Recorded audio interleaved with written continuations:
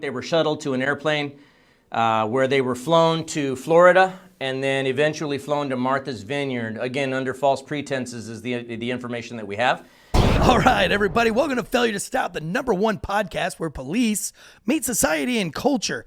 If you like today's show, hammer the like button, smash the subscribe button. If you want more of it, head over to failure2stop.com. You can get access to our podcast. We do 4 a week. You can get access to our blogs, and you can get access to merch, all the things. But today, we're talking about Marthas Vineyard. We're talking about the illegal immigrants. We're talking about Chief Salazar and Ron DeSantis. And what the overall point of today, what I want you to take away from this is that in policing, we have too many politicians and not enough police officers. And Chief or Sheriff Salazar, whatever you want to call him, is the exact example. He's the perfect example of what I always preach, where politicians are poisoning the police profession. And I didn't plan it to have that many P's. It just worked out that way.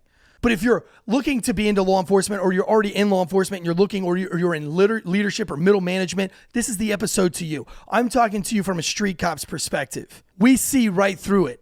We see right through your political drama. And I don't want to get into the politics of kidnapping a Hispanic human being and then using them for your political gain by shipping them off to a white-collar neighborhood that virtue signals that everybody should do that, but it's never had to deal with it themselves. Listen, we can argue and debate those things all day long. But my point here, from a police perspective, is that no chief should open his mouth about this unless it is truly and 100% about the human beings who are being trafficked.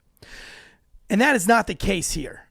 Sheriff Salazar really disappointed me when he had his press conference today. I'd never even heard of the guy until today, and I heard his press conference, and I thought it was the biggest bunch of baloney, and I knew the type of guy this was before I even looked up his resume. And I looked up his resume, and lo and behold, he is the exact problem that is killing police. It's killing morale.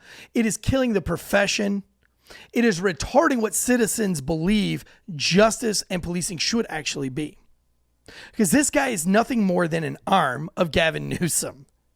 When you get on the interwebs, and just to give you some context here, Ron DeSantis allegedly, and he probably did, hired somebody to go to Baxter County, recruit 48 immigrants, brings them to Florida, gives them some kind of grandiose story about what Boston's going to be like, and somehow magically they end up in a very white-collar neighborhood in Marthas Vineyard on the island.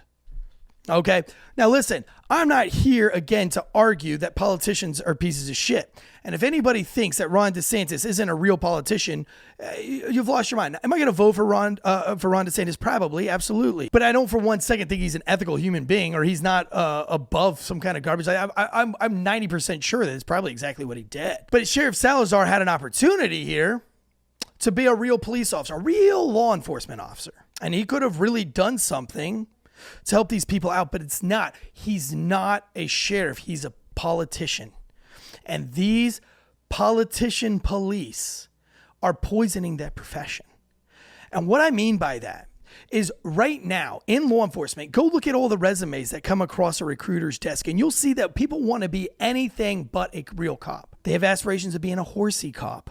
They have aspirations of being internal affairs and policing the police. They have aspirations of being a canine handler, or they have aspirations of being a community police officer where they're going into the schools and reading the books. But nobody puts on their resume that they want to be a street cop, that they want to go out and take those calls for service of your lost dog, or the flat tire on the side of the road, the domestic violence mayhem that's ensued in your neighborhood, or whatever it may be, the drugs, the guns, the gangs. Nobody wants to do the ugly part. Nobody wants to hunt the evil in this profession. And unfortunately, the guys who do hunt the evils and who are out putting in the work are being judged by these politician policemen. And Sheriff Salazar is the greatest example of this. And you can just take a look at his resume. On his resume, he started out as a police officer, as a street cop, because everybody starts there. But he quickly went and did everything else but be a real street cop. Matter of fact, he spent more time of his career policing the police than he ever did being a police officer. He went straight to being a bike cop. And then after that, he went to one of the first officers to be on the community squad. Then he was an executive driver of some sort for the chief. Then he worked as a integrity and ethics director. And then he worked in internal affairs. And then he worked at some brown-nosed position in the chief's office. And of course, he's a communications director at some point. And if you add all those things together, it definitely equals sheriff. Because it's everything but the profession. And it's very easy for a guy like that to sit back and judge real cops who are doing real police work when he hasn't done police work in 20 out of the 30 years that he's been employed in law enforcement. This guy has done nothing but police to police. And internal affairs is known for having to prove their existence. So what they do, and Salazar is going to show you this in this press conference, that what they do is they come up with things. They say, I don't know what Tansey's doing wrong, but he's doing something wrong. So let's go ahead and audit that body camera. Oh, look, he left his body camera on for 45 minutes by himself in the car. Let's see who he talked to on the phone. An ethical human being would say, like, what he says in the confines of his own police car when he has the expectation of privacy where he thinks he's not being recorded, we should leave that alone. But no, because they can't get you ethically. They've got to push those boundaries. They can't get you fairly. They don't know what you've done wrong. There's no glaring complaint. They just might not like you.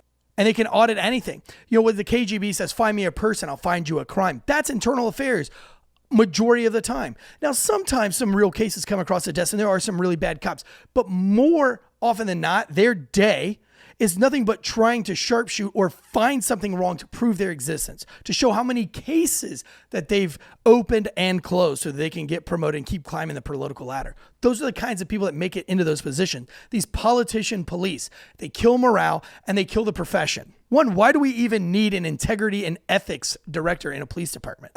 Are we just making up jobs? Like you have IA, you have inspections, and now you have integrity and ethics police? Come on. Get your ass out on the road and do real police work. Go out and really make a difference in your neighborhood.